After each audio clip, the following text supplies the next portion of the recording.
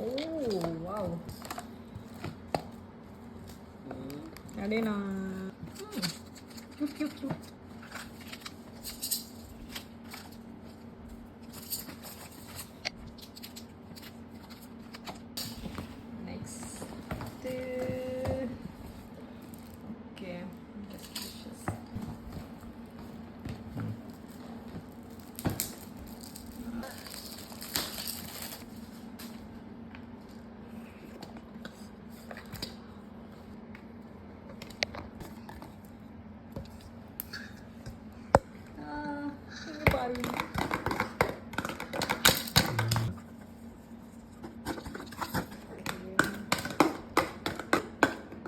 அப்படி பண்ணுங்க.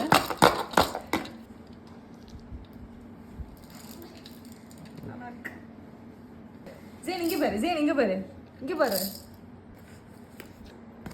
ஆக்சுவலி எனக்கு பேர்லில் ஏதாவது ஒரு ஜுவல் போடணுன்னு ரொம்ப ஆசை.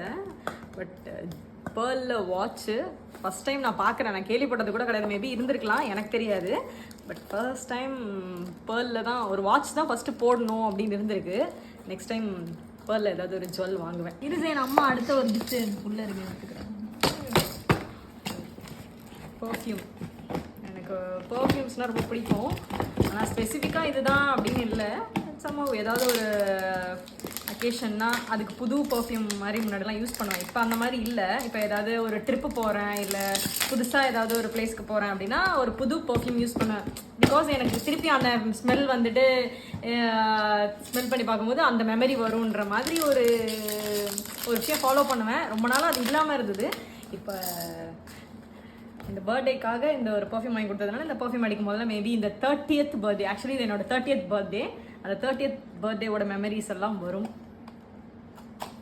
So happy, thank you so much. நல்லா இருக்கு.